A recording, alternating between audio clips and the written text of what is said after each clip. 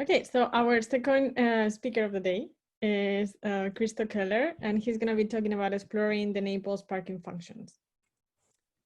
Hi, I'm Christo Keller, and this is joint work with a bunch of people through the UMass Math REU and the Williams College AIM-UP program. The topic of this talk is the Naples parking functions, which means we should take a moment to figure out just what the Naples parking functions are before we talk about anything new about them. So a good starting place is the permutations. A way to characterize the permutations is that if you take their increasing rearrangement, you get 1, 2, 3, etc. Each number appears exactly once.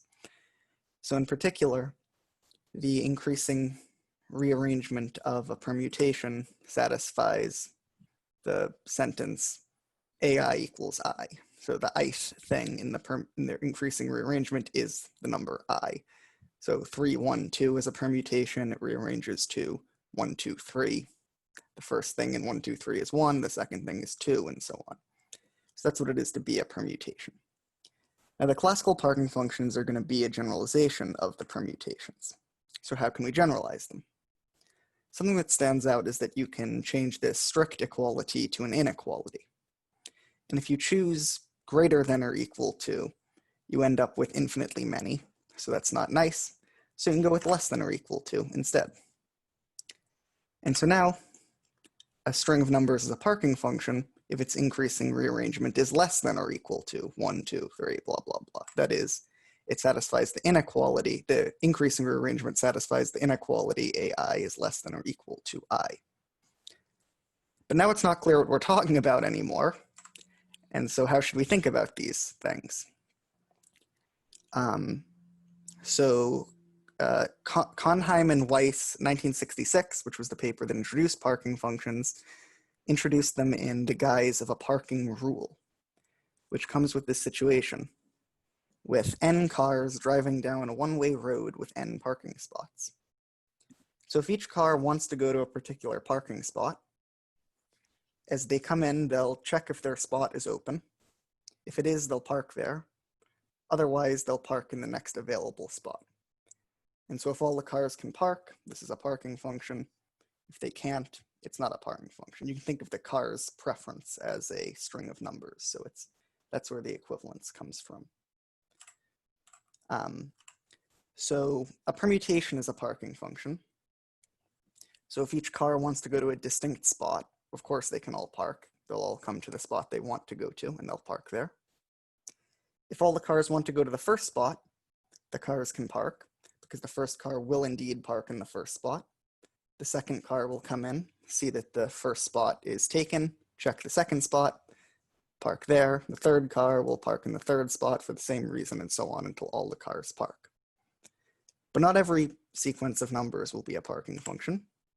So for instance, if there are 3 cars and 3 parking spots, the first car parks in the third spot, the second car parks in the second spot, and the third car will come in, check the second spot, see that it's full, have to go forward down the road because it's one way, check the third spot, see that it was already taken by the first car, and have to drive down off the road. Similarly, the really bad parking preference where you have n copies of the number n, which is the number of parking spots, will fail when n is not 1, because the first car will park in the last spot, and the rest of the cars will try to park in the last spot, fail, and have no more spots to try to park in. So now we want to generalize this again, but instead of generalizing the sort of underlying statement like we did before, we'll try to generalize the rule we gave. And so now instead of having the cars park, try to park in the spot they want, then park and then move down the line, we can let them try to check the spot behind, the one spot behind. So these parking functions are called Naples, and they were defined in honors thesis from Florida Gulf Coast University by Ellis and Baumgardner in some connection to graph domination.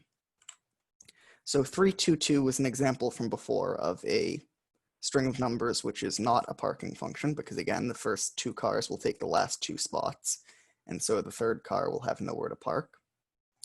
But it is Naples, because when the third car comes in now, it will try to park in the second spot. It won't be able to, so it'll check the spot behind the second spot, which is the first spot, and be able to park there. So we want one more level of generalization. And so instead of letting the car park one spot behind, you can let it try to park k spots behind. So now if it fails to park in the spot at once, it'll try to park in the spot before that. If that fails, the spot before that. If that fails, the spot before that, k times.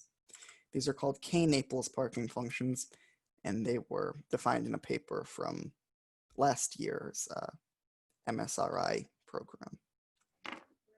And so 333, which failed to be a parking function because it was n times, as discussed before, and fails to be one Naples because, well, if the first car parks in the third spot, the next car parks in the second following the Naples rule, then the third car can't park because the spot it wants is taken and the spot behind is taken.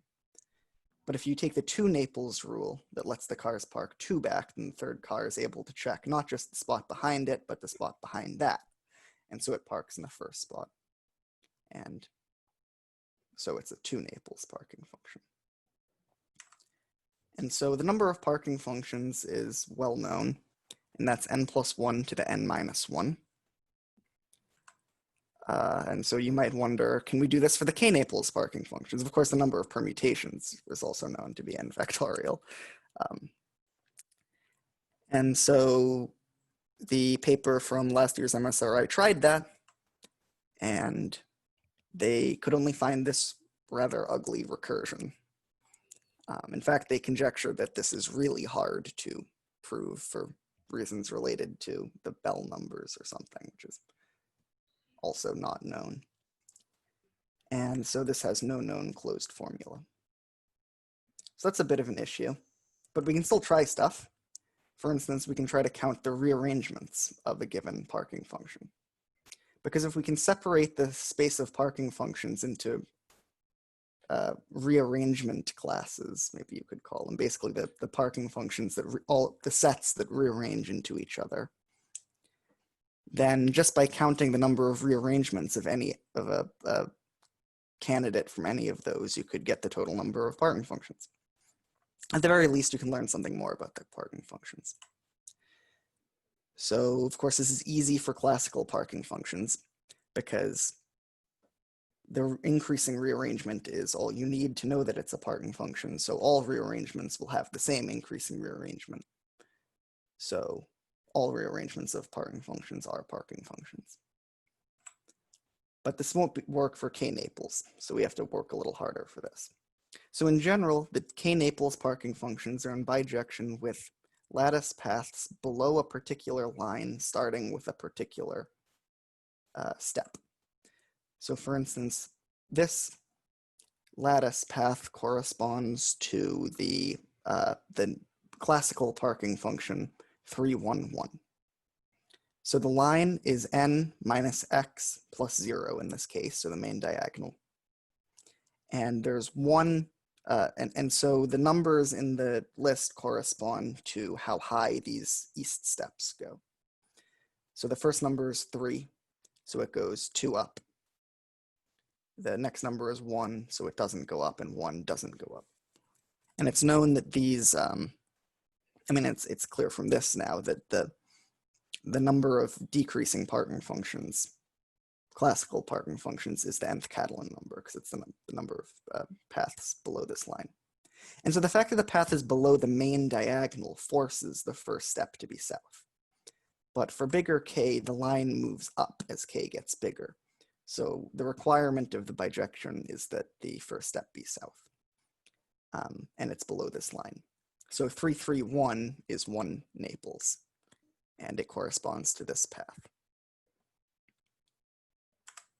So there was a conjecture in that paper that if a parking function is 1 Naples, That is, it's below the line n minus x plus 1, which is the one I'm tracing out with my cursor, as this one is, as we saw last slide, then all rearrangements of it are also 1 Naples.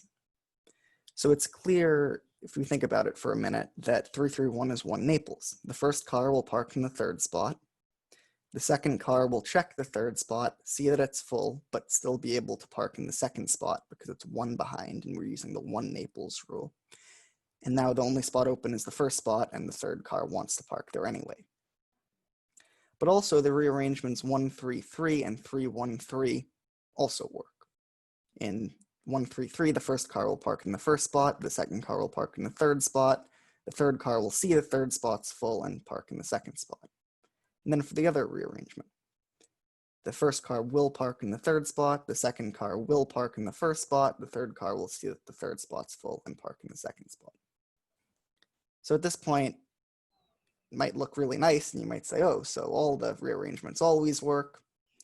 No, unfortunately, the specification that there be exactly 1 corner above the main diagonal is important for this implication. So for instance, 332 is also 1 Naples, because the third car parks in the first car parks in the third spot, the second car sees the third spot's full, parks in the second spot, the third car sees the second spot's full and parks in the first spot. So that's 1 Naples. However, you can rearrange this to 233, for which 2 is the lowest k, for which this is a k-Naples parking function, not 1. And you can see that because the second car, if we try to use the 1 Naples rule, the first car, I should say, would park in the second spot. The second car will park in the third spot. The third car will see the third spot's full, check 1 behind it in the second spot, which was taken by the first car, and not be able to check the open spot, which is 2 behind, because it can only check 1 behind. And so from this point, it gets more difficult to tell when a rearrangement of a k-Naples parking function is still a parking function, and we only have partial results in that direction. We do know that if a parking function is k-Naples, then its decreasing arrangement also is. And we have some first results about counting particular subsets of decreasing parking functions and counting the number of functions that park certain ways. But that's the end of what I wanted to talk about in this short presentation. So, tack fyrir. Here are the references.